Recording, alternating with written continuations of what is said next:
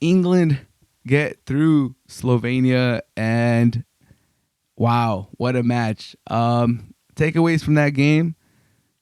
It's a little embarrassing, not gonna lie. It's a little embarrassing for England to go through that way. Um, there's a little bit of a parallel between the U.S. and England, and obviously England is like the rich man version of the U.S. when it comes to soccer. But a lot of talent, especially for the region, and underperforming. Not a good system they run. Terrible coach, and you kind of ask like with both teams. England has these quality players. Bellingham is Ballon d'Or finalist or one of the favorites to win it. Kane, top scorer in all of Europe, Golden Boot winner. All these players, Foden, Rise, everyone valued over $100 million. Pickford, valued highly for a keeper. You got Mainu, you got Foden, you got Saka, so many players, and Southgate somehow finds a way to make them look average and mediocre and a bad team. So yeah, he did it again. He did it again.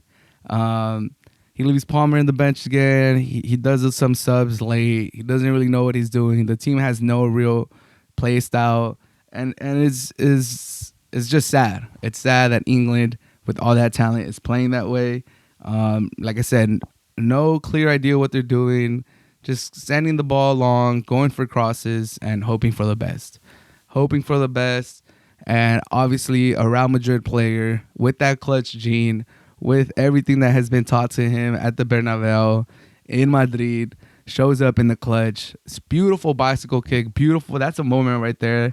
It might push Bellingham, as small as a team as Slovenia is, no offense.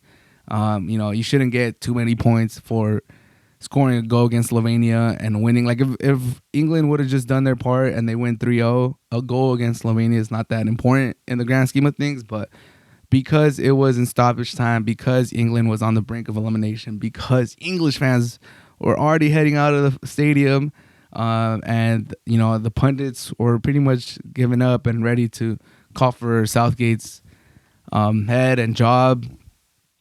That's a big moment right there for Bellingham. Belly goal, showing up when it matters. Showing that Real Madrid heritage. And then in overtime, in extra time, Kane gets a goal, and at that point, you kind of knew the three lions England were gonna go through. Slovenia did have a couple chances. They made it a little interesting, but yeah, terrible game by England by all means. Terrible game, terrible, terrible, terrible. They looked shaky from the start.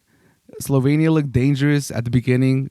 England had the possession. Slovenia was the one that had a couple chances, and they scored their goal, and they hunkered down for when did they score their goal? And then they hunkered down for like 70 minutes, and they almost got through. They were a minute away. Bellingham with the moment of brilliance gets them through. But overall, embarrassing performance. And I'll say this: it's bad news for England if they don't win the Euros.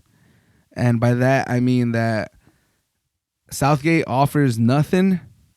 So the only way it could be a positive for England is if they win a championship.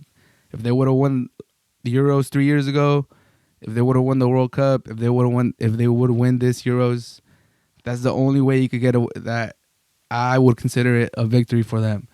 None of this like, semis and we'll regroup and try again, or final we lose another final, like, we got to the final and then they keep Southgate. I would look at that as a negative, because this squad is talented enough and should be winning big tournaments. So it's a cost analysis on how much success you have to make up for the shackles that Southgate puts on this team. So basically, if you guys would have had a terrible performance, if England would have had a terrible performance in Euros 2020, which was played in 2021, who would have been their next head coach, and what would have happened if that head coach took over in 2021? Would they have maybe won the World Cup? Would they be a lock to win this World Cup? Who knows? How would they do in 2026 if they would have burned out against Slovenia yesterday, and Klopp, let's just throw a name out there, Klopp takes over today and takes him to the World Cup. Will they be the favorites to win? Will they win the World Cup? We never know. But the only way to, keep those, hypotheticals down and not think about, man, like 10 years from now, some English people are going to be like, man, if we just lost to Slovenia and we could have signed a real head coach, what would we have done in 2026, in 2030, in the World Cups, in 2028 Euro? How would that have played out? The only way to not think about that is for England to win the Euros, because if they don't, nothing that they're showing on the field, none of their gameplay, none of their link-up play, nothing that they're doing is inspirational to be like, okay, we're playing good football. I can see us getting better in the next tournaments. Nothing. That team is terrible with Southgate.